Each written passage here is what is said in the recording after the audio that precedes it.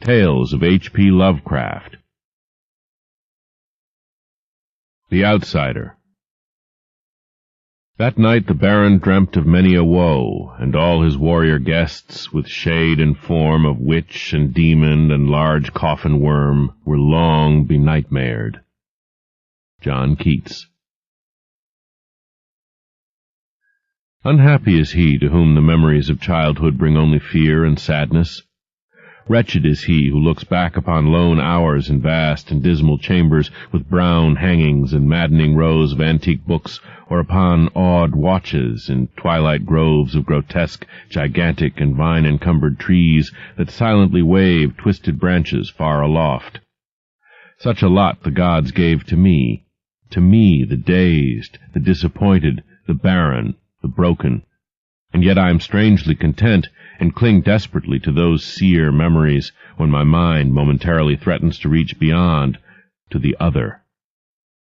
I know not where I was born, save that the castle was infinitely old and infinitely horrible, full of dark passages and having high ceilings where the eye could find only cobwebs and shadows. The stones in the crumbling corridors seemed always hideously damp, and there was an accursed smell everywhere, as of the piled-up corpses of dead generations.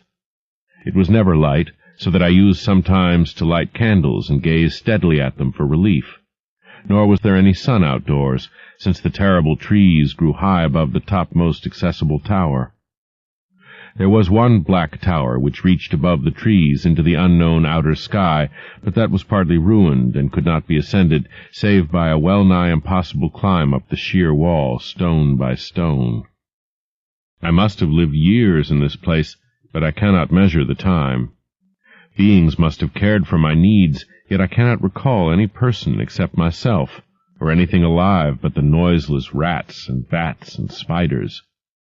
I think that whoever nursed me must have been shockingly aged, since my first conception of a living person was that of something mockingly like myself, yet distorted, shriveled, and decaying like the castle. To me there was nothing grotesque in the bones and skeletons that strode some of the stone crypts deep down among the foundations. I fantastically associated these things with everyday events, and thought them more natural than the colored pictures of living beings which I found in many of the mouldy books.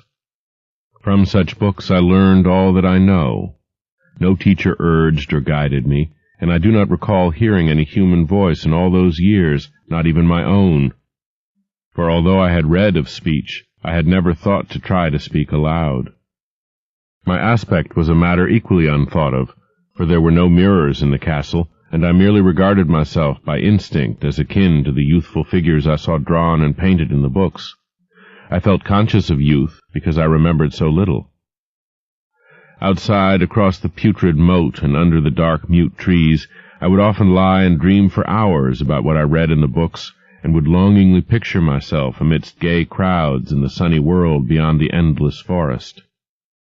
Once I tried to escape from the forest, but as I went farther from the castle, the shade grew denser and the air more filled with brooding fear, so that I ran frantically back lest I lose my way in a labyrinth of nighted silence.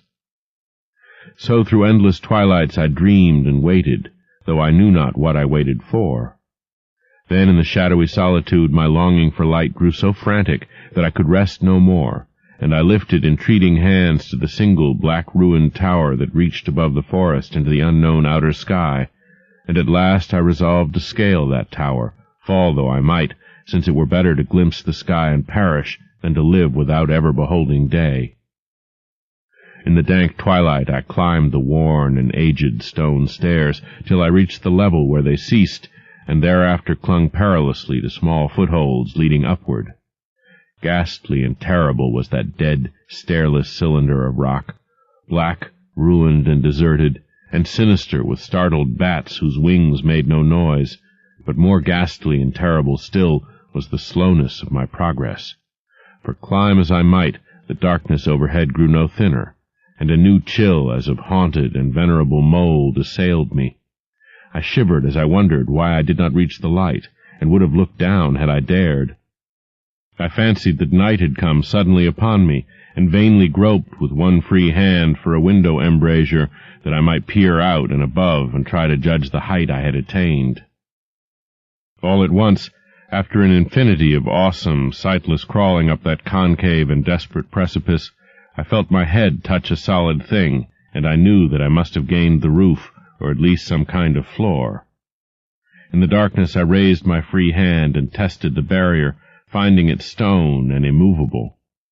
Then came a deadly circuit of the tower, clinging to whatever holds the slimy wall could give, till finally my testing hand found the barrier yielding, and I turned upward again, pushing the slab or door with my head as I used both hands in my fearful ascent. There was no light revealed above, and as my hands went higher, I knew that my climb was for the nonce ended, since the slab was the trapdoor of an aperture leading to a level stone surface of greater circumference than the lower tower, no doubt the floor of some lofty and capacious observation chamber. I crawled through carefully, and tried to prevent the heavy slab from falling back into place, but failed in the latter attempt.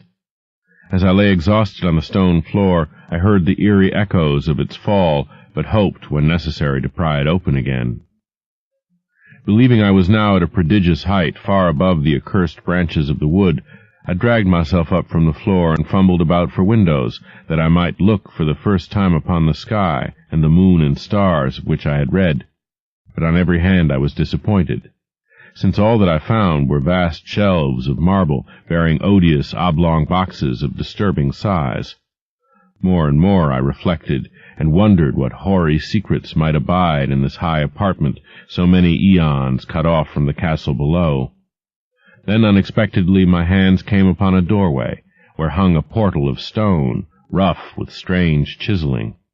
Trying it, I found it locked, but with a supreme burst of strength I overcame all obstacles and dragged it open inward. As I did so, there came to me the purest ecstasy I have ever known, for shining tranquilly through an ornate grating of iron and down a short stone passageway of steps that ascended from the newly found doorway was the radiant full moon, which I had never before seen save in dreams and in vague visions I dared not call memories.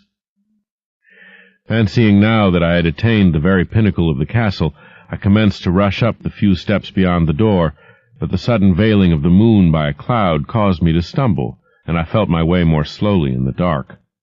It was still very dark when I reached the grating, which I tried carefully and found unlocked, but which I did not open for fear of falling from the amazing height to which I had climbed. Then the moon came out.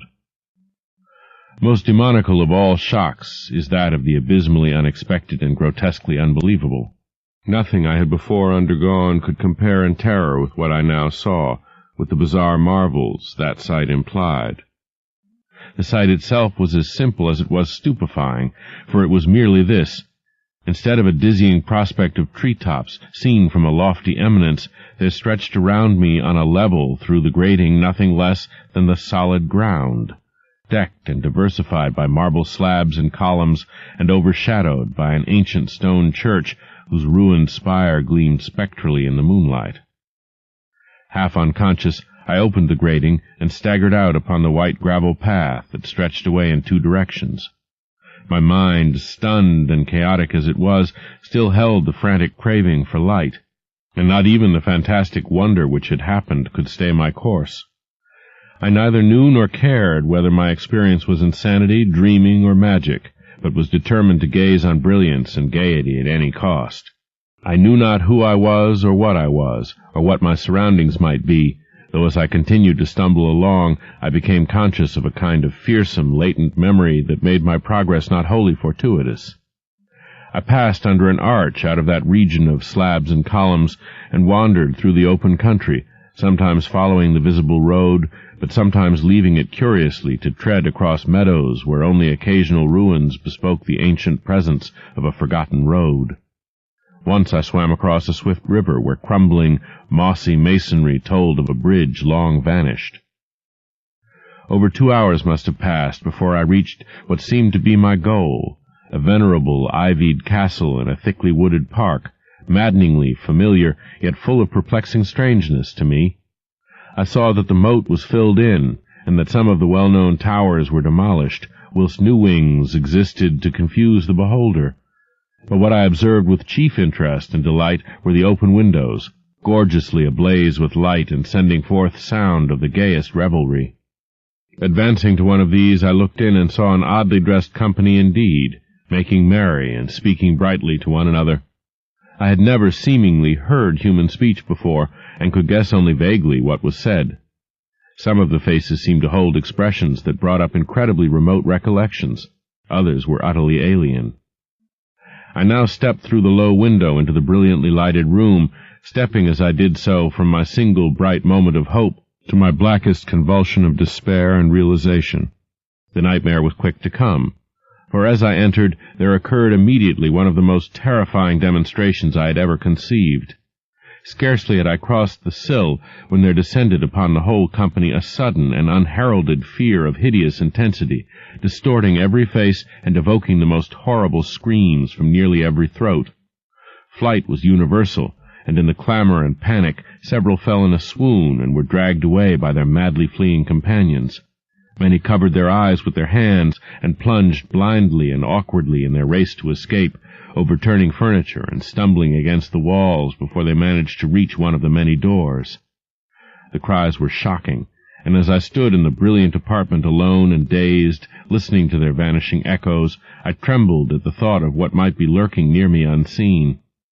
At a casual inspection the room seemed deserted, but when I moved toward one of the alcoves I thought I detected a presence there, a hint of motion beyond the golden-arched doorway leading to another and somewhat similar room.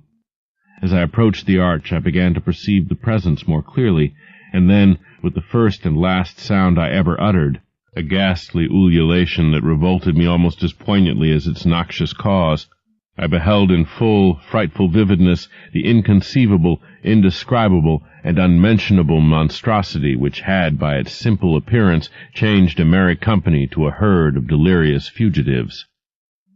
I cannot even hint what it was like, for it was a compound of all that is unclean, uncanny, unwelcome, abnormal, and detestable. It was the ghoulish shade of decay, antiquity, and desolation, the putrid, dripping eidolon of unwholesome revelation, the awful bearing of that which the merciful earth should always hide. God knows it was not of this world, or no longer of this world, yet to my horror I saw in its eaten away and bone-revealing outlines and leering, abhorrent travesty on the human shape, and in its mouldy, disintegrating apparel, an unspeakable quality that chilled me even more. I was almost paralyzed, but not too much so to make a feeble effort toward flight, a backward stumble which failed to break the spell in which the nameless, voiceless monster held me. My eyes, bewitched by the glassy orbs which stared loathsomely into them, refused to close, though they were mercifully blurred, and showed the terrible object but indistinctly after the first shock. I tried to raise my hand to shut out the sight, yet so stunned were my nerves that my arm could not fully obey my will. The attempt, however, was enough to disturb my balance, so that I had to stagger forward several steps to avoid falling.